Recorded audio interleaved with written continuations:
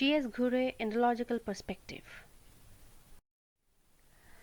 Indology, more specifically the branch dealing with interpretation of text and linguistic studies of problems of ancient Indian culture, would be more fruitful if supplemented by archaeological, sociological, anthropological, and ethnographic evidences. The Indological approach rested on the assumption that historically Indian society and the culture are unique, and that this contextually specificity of Indian social realities could be grasped better through the text. It may also be viewed that Indological approach refers to the historical and comparative method based on the Indian text in the study of Indian society. Therefore, the Indologists use ancient history, epics, religious manuscripts, and text, etc., in the study of Indian social institutions. The text basically included the classical ancient literature of Indian ancient society, such as Vedas, Puranas, Manusmriti, Ramayana, Mahabharata, and others. Indologists analyze social phenomena by interpreting the classical text. Apart from Sanskrit scholars, Indologists, many sociologists have also used extensively traditional text to study Indian society.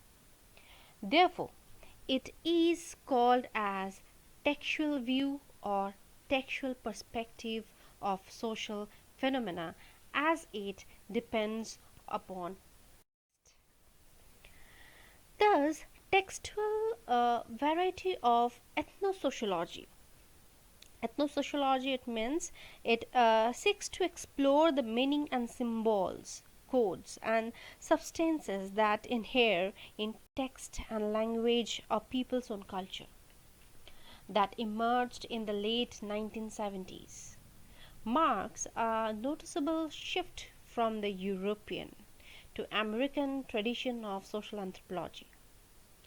The studies conducted during this period cover a wide range of subjects such as social structures and relationships, cultural values, kinships, ideologies, cultural transactions, and symbolism of life and the other world, etc. Bernard S. Cohen has analyzed Orientalist perspective to explain the textual view. Again, what we can say, or we have been seen, that G.S. Ghury tried to explore in a similar way our Hindu social institution and practices, either with reference to religious text or through the analysis of contemporary practices. Initially, Sir William Jones established the Asiatic Society in Bengal in 1787 and also introduced the study of Sanskrit and Indology. So, the knowledge of Sanskrit has helped to understand the great culture and philosophical tradition of India. The Indological writings dealing with the Indian philosophy, art, culture are reflected in the works of Indian scholars like Kumaraswamy, Radhakamal Mukherjee, D.P. Mukherjee, G.S. Ghury, Louis Dumont, and others. In this context, we are discussing G.S. Ghury's, who used Indological approach in this research. They have tremendous enriched the field of Indian sociology.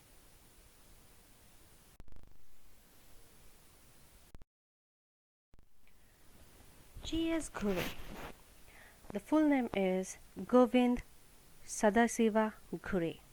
Is a towering figure in intellectual and academic circle, for which his unique contribution in the field of Indian sociology. He has often been claimed as the father of Indian sociology or the symbol of sociological creativeness. He has been engaged in building up almost single handedly the entire first generation of Indian sociologists in post independence period. He was born on 12 December 1893 in a Saraswat Brahmin family in Malavan, Maharashtra, the west coast of India. He died on 28 December 1983 at the age of 91 in Bombay.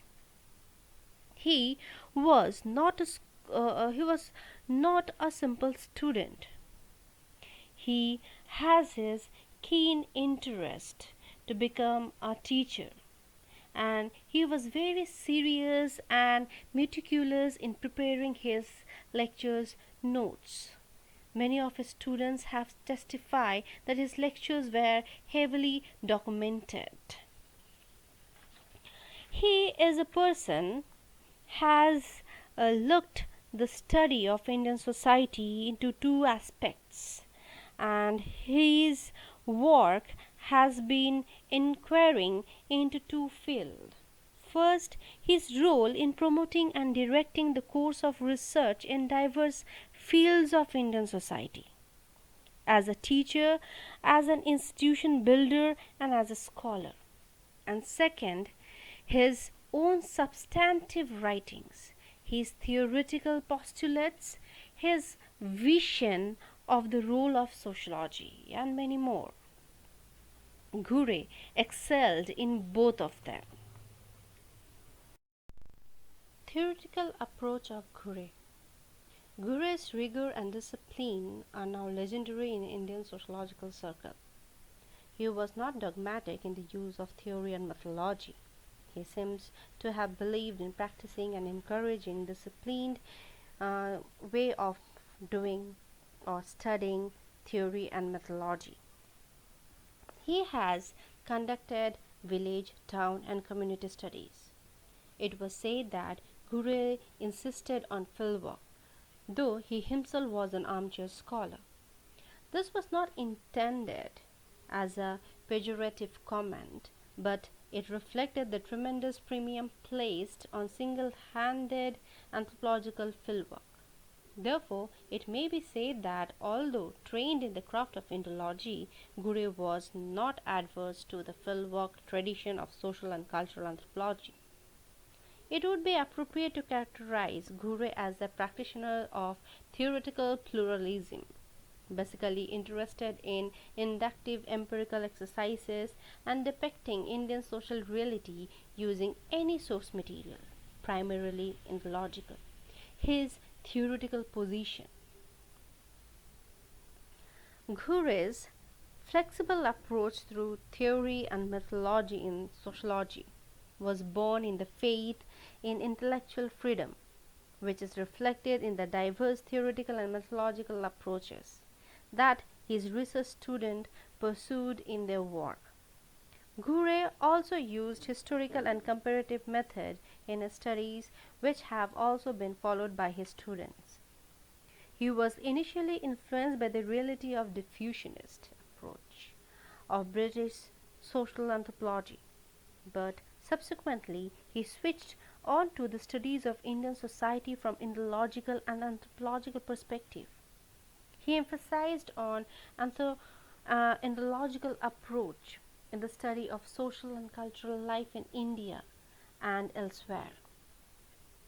This helps in the understanding of society through literature. Ghury utilized literature in sociological studies with his profound knowledge of Sanskrit literature, extensively quoted from the Vedas, Sastras, epics, and the poetries of Kalidasas, to shed light on the social and cultural life in India. He made use of the literature in vernacular, that is Marathi, and cited from the literature of modern writers like Bankim Chandra as well. Therefore, we can say that Ghury's writing have enormous diversity of themes and perspective. The range is very wide indeed. as the two principal branches of Indo-European people subsequently prospered in India and Europe. For example, he has shown wide similarities between these two people as regard the two principal institutions, that is, the family and the caste.